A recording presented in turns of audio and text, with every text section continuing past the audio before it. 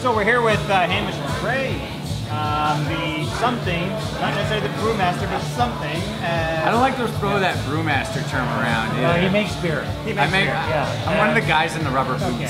You know? That gets yeast on yourself. Yeah. Right? Yeah, okay. I try not to like let people know. They always freak out if you've got yeast all over you. I just want to let you know that we don't usually have this many plates in front of us. Oh. But you keep this up, we're going to be back next week. Of course, that's the idea. So saying that, we do have a whole bunch of plates in front of us, so we'd like you to kind of tell us what we've got here and maybe describe some of the beers. Sure, I mean... I've already started on the triple. Good, excellent. It's a good place to start, right? And then work your way backwards. Okay. Well, so, I mean, first off, there's our lager. So, that's a lager, and this guy's a lager. I should be able to just look at them right this way, but, you know, I had to read. But our lager, I mean, like, what do you guys want to talk about the beer in terms of just kind of walk through, like, well, our lager is kind of that hybrid between North American and classic German, European lagers. The yeast is very distinctive. Yeah. A lot of character comes from that yeast. So it has a lot of character. Yeah, so it's very malt forward. It has a touch of sulfur to it, and then that's balanced out with some North American and Old World hops. Right, so we kind of got a little blend in there, and then using Canadian two-row and Superior Pilsner. Very flavorful. It is. I mean, you compare this to like a paint, like a, you know, you have so much more character and flavor in this little lager than I find in any lager, because I avoid lagers, but this is tasty. Well, and that's the thing that most, as a rule, like most people getting into craft beer and then you're in the craft beer scene, you kind of avoid the lagers. It's a little different here up in BC because everybody seems to be making a lager, right? For Red Truck, our lagers are focused. It's not an afterthought. It's actually the prime mover. It's the lager and our amber ale are essentially the guys that are doing the heavy lifting for the brewery. They're the one that we sell the most of, and that we are the kind of revenue generators to get. It's an easy entry for people. And it's an easy entry.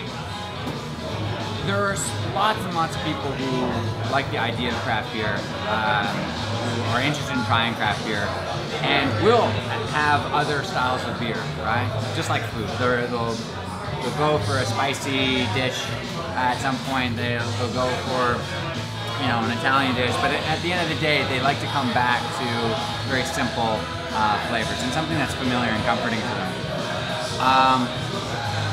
Lager is what that beer is, and there's no reason why it's become the dominant beer in the world.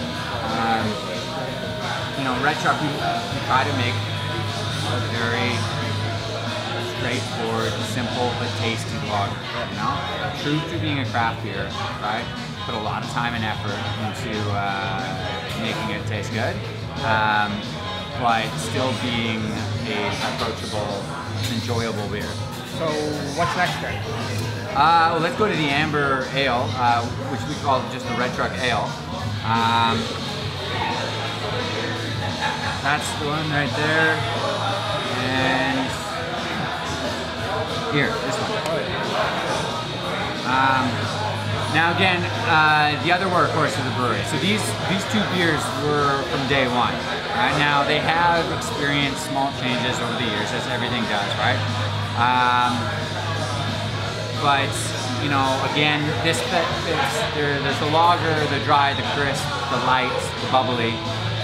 There's the other side of the beer drinking, intro to craft beer kind of drinking crowd, which is malty, little sweet, soft, with a bit of character, right? So this guy, you get lots of caramel notes, a bit of roasted quality in there, and then a bit of hops, mostly Cascade.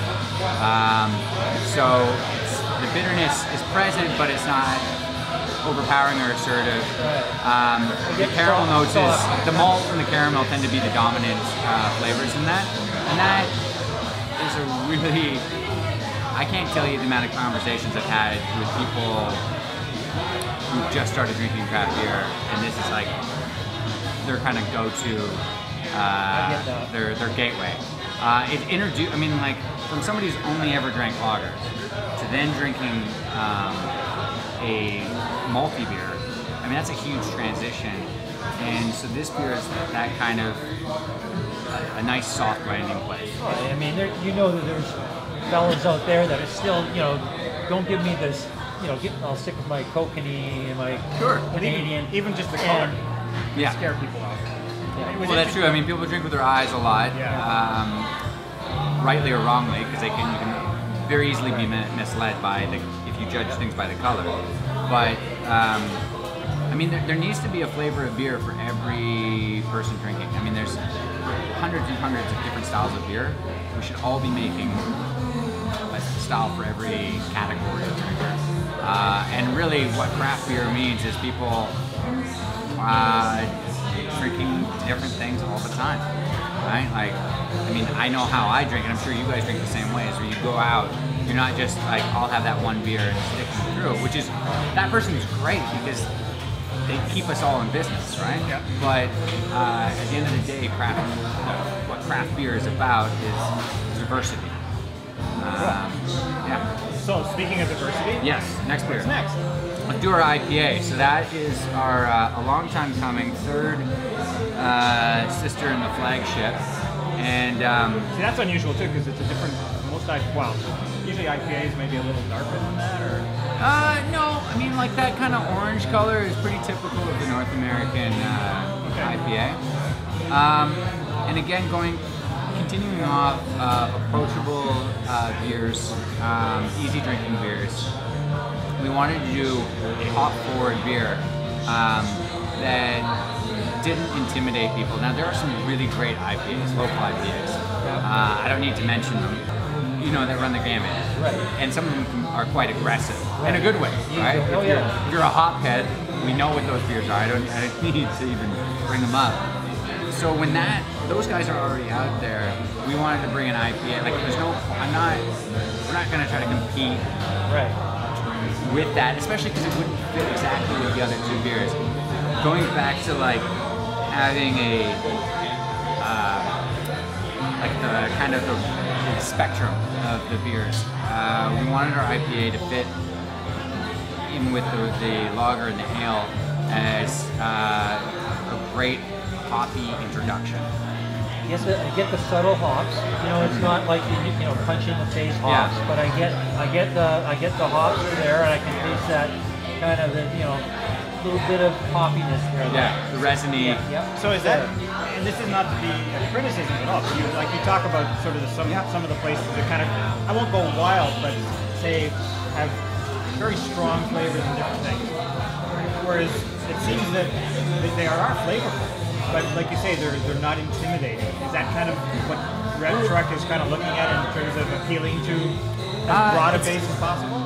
Well, I mean, at the end of the day, the name of the game is we just built a beautiful, fabulous brewery in the heart of Vancouver, right? We all know what Vancouver costs and everything, and breweries are not cheap even at the smallest level. Yeah, right. Well, we were talking about that. So we got it. I mean, like you can't build this without the need to, meet certain sales targets. Yeah, so, of course. However, having said that, it's not like this is the first year we've really gotten up to packaging. So in terms of making, I don't even like to use the word crazy, but like just a diverse amount of beers, we're still working, we're like in the new stages. Like before, I would make the lager and the ale, and then, every 3 months I got to make one other beer, right? That's just because we just didn't have the distribution of the packaging. So, I mean, in a lot of ways, we want to be appealing to a broad base. We want to be tasty, flavorful beers.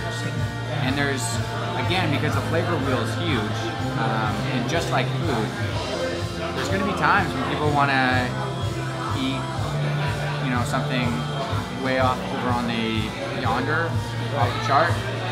Other times people are going to want to just, have solid, tasty, comforting food.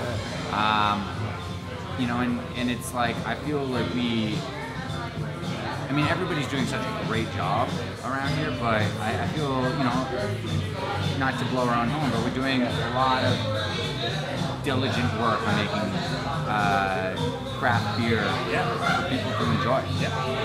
Speaking of sort of different kinds of beers, I'd arranged it with Brian that if people sent in questions through our social media, that if we use their question, that they would win a growler. And Tim Hart sent in a question, so he's our winner for tonight.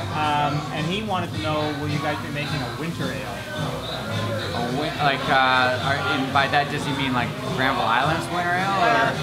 I'm always curious about the winter ale question. No offense to Tim.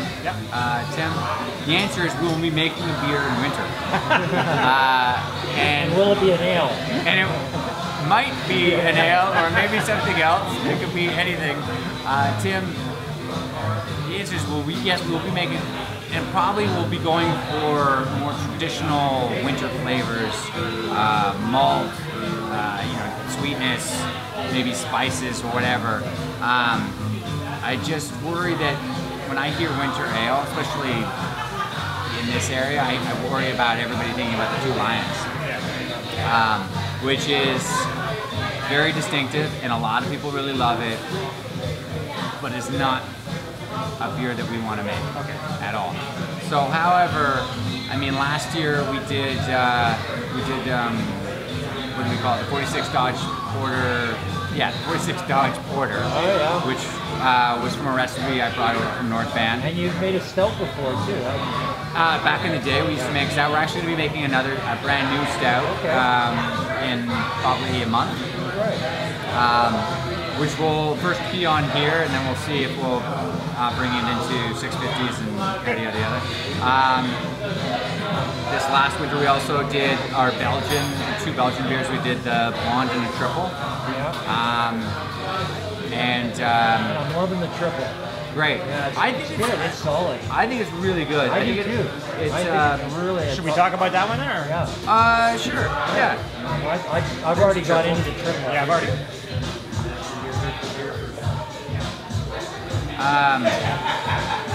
Yeah, I mean, like, you know, again, a triple is another beer, or Belgian beers are another beer where the yeast is doing so much of your work.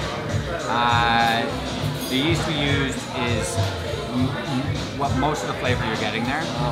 And that beer was actually created by Andrew Powers, who's formerly of Garrison and Pickeroons back east. And so that was his debut beer with us that he made. That's really good. And he was really pumped. He was really excited about making a triple. Yeah. He almost fell off his chair when he first took a drink out of that. Well, and the idea is like, I mean, the triples, I love the triples because they're that really sneaky beer that's like very flavorful and tasty, and you get all this great characteristic, but the alcohol kind of just sails a little bit in the middle round, or not at all, and you're like, before you know it, you can be ready to tuck yourself in. Well, yeah, because some beers like Motif and those kind of things, where they're up to 12%, it's like drinking alcohol. That's just very subtle. Yeah, and I mean, like, the other, my other favorite big beer is Russian Imperials. And like, you know, everybody, I feel like we did a good job with this triple. I feel it's very balanced, it's smooth. It actually has some chamomile and lemon peel in it, which are very faint at this point. But you get a lot of these great kind of spicy, tropical fruit notes to the from the yeast in the beer. And I don't know, I feel like the beer, it's just, it was one of our first kind of seasonal beers, and it just didn't get the kind of distribution and the love that it needed. But yeah, I'm liking it. I'm loving it. Well, come on by and drink. We got lots of it. one of our issues with doing these things is time, and we're kind of running along here. But we wanted to ask you about the concert series. Yeah, totally. What's going on with that? So over the summer, we just had our third one last Saturday. This whole parking lot area is like a natural amphitheater. So they, you put stages at one end, put a little fence at the other, and you now have a place where people can just kind of come in, Right. grab a beer. It's like a one giant beer garden. Sell beer, music, And so like, this was a trial run. We have one more coming up in September. And it's a variety of different bands and DJs playing all over the map. But the idea is like, it's hopefully a kind of a thing that we can do regularly, just like maybe even once a month we can have and host events here and bring people down. Are they well received? Do you get good crowds? Or? Yeah, I think the last one was 1,500 people, something like that. How many people can you go? I don't know, that part I don't know. Okay. But it's been in that 12 to 1,500 people range. So what that looks like is you come down and it is comfortably packed. There's people everywhere, but you're not elbow to elbow. We've got food trucks and stuff. Yeah. Yeah. So yeah. Okay. The beer lineups aren't that long. The other thing is, this is an awesome place. I mean, the whole drinking, the whole the diner, the patio in the parking lot, and of course the whole look of the building is fabulous. My only question is, why no rooftop deck?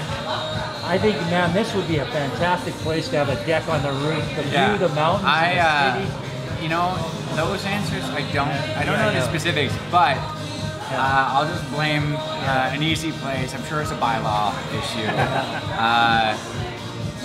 We've got actually on our upstairs, like above here, right, which does have access to, is all the cooling and fans and vents for the kitchen. And then above that, it's pitch. It's a sloped roof. And again, there's more fans and this stuff. city needs a rooftop deck. Yeah. That's all I have to say. And like, I've been up there just doing, when we were building first, right? I took a look, and we have, if there was actually a patio up there, it would be amazing. The view would be awesome. It's incredible. Yeah, mountains, city, Yeah, like you get a great view of the rest of the flats, all the way to the mountains and Main Street, and then down to Fall Street as well.